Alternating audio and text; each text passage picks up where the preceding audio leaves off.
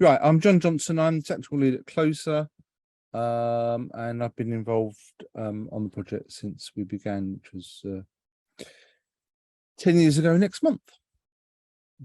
Send us happy birthday presents. So I'm going to talk about Extract2DDI, which is a tool we've been developing on and off for a little while. It's really an update where we're at the moment and what it does and what we want to be doing with it. So it is a open source software. It extracts metadata from SPSS and Stata files. We don't try to do SAS because we haven't really got any users who use SAS. It supports both DDI Codebook and the two most recent versions of DDI Lifecycle, and it has the ability to configure the content. So in terms of its development, we didn't build this from scratch. The original code base was funded by the ESRC back at the about 2008, I think it was. That was then used to develop a commercial product called Sledgehammer, which some people may or may not be aware of, developed by Metadata Technology North America. And we've been using that for since the beginning of the project. Unfortunately, that's not any longer being sold.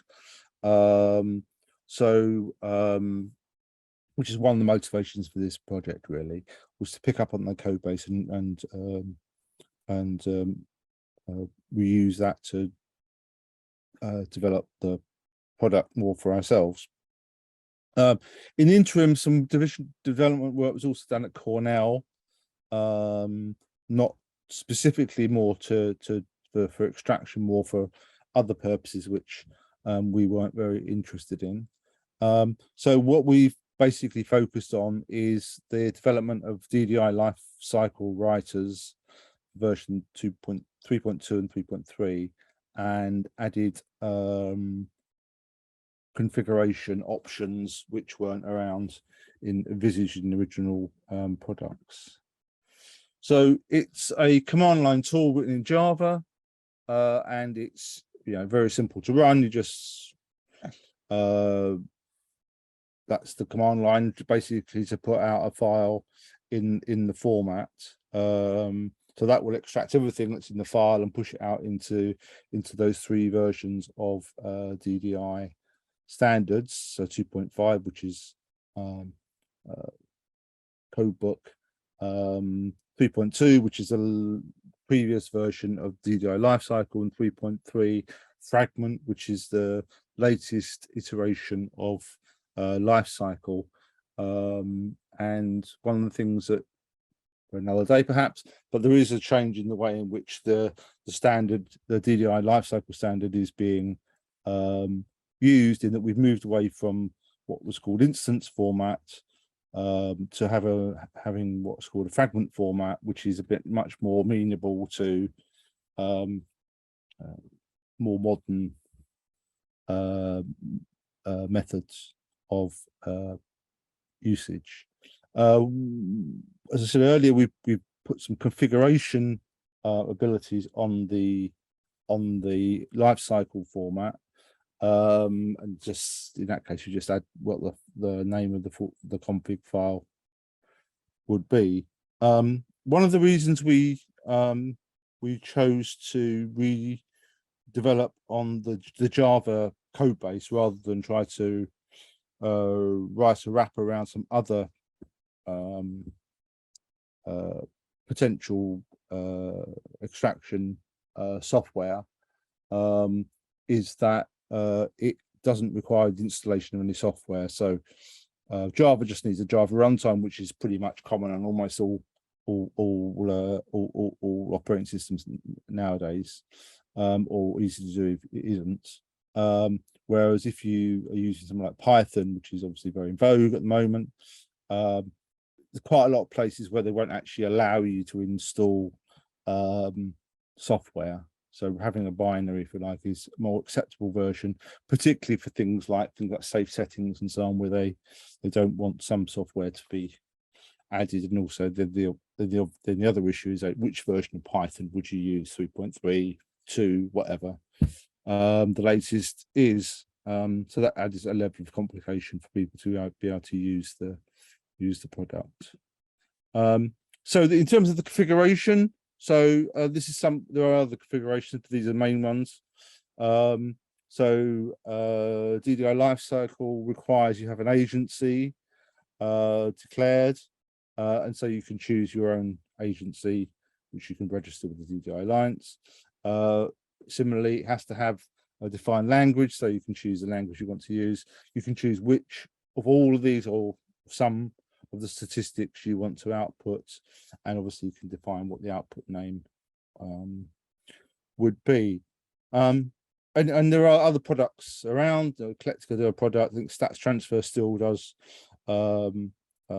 some level of transformation these days, and I think there are other people developing things as we speak. I know there's some potential new pieces of software being developed at other places that's going to be announced at EDI this year. But one of the things that we have recognized over the last few years really is the sensitivity of some studies about releasing some summary statistics.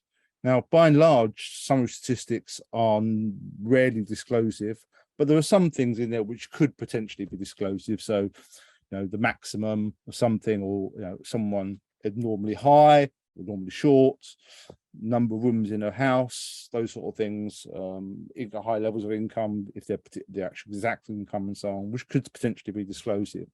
So at the moment, the only way to sort of not have those in a data file, in the metadata from data file, is either to remove them all from every single variable, or to recode that individual variable, which is fine, but it doesn't represent what people would actually get at the end of the day, particularly in a secure setting.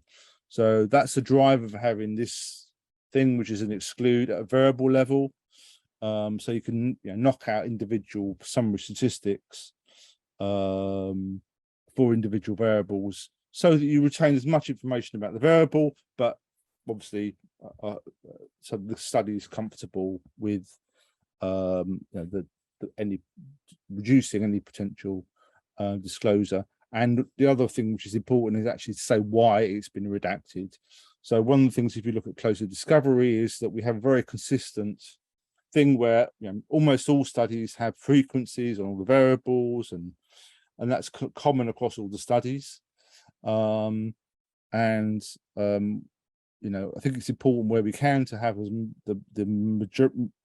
as much transparency of as many variables as possible, and then where you've got exceptions for particular cases, you can knock those out, so you have as much metadata available as possible. And this is a mechanism by which you could think about making a lot of data that's currently not very well described, particularly those in TREs or secure settings, where they just say no statistics.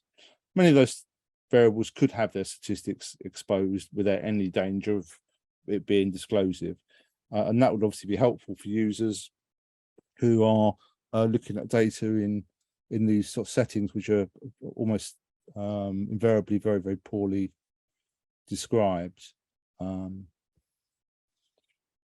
That's that.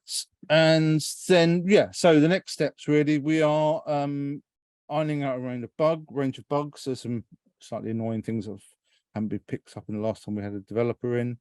Want to add some unit tests just to make sure we don't get problems in the future with bits of code clashing against each other. We want to do some more testing. We want to add support for DDI Codebook 2.6, which is currently under public review. So if you're interested in DDI Codebook, go and have a look at the public review on the DDI Alliance website, and that introduces a number of nice little features that I think help make Codebook more relevant in the modern day than perhaps people give it consideration as being. We want to add some of the configuration functions to DDI Codebook. So we can have better control over the codebook output, and we've got a public repository at our closer repository site /Extract2DDI. And that's me, I think. Yeah, thank you. Some other thoughts.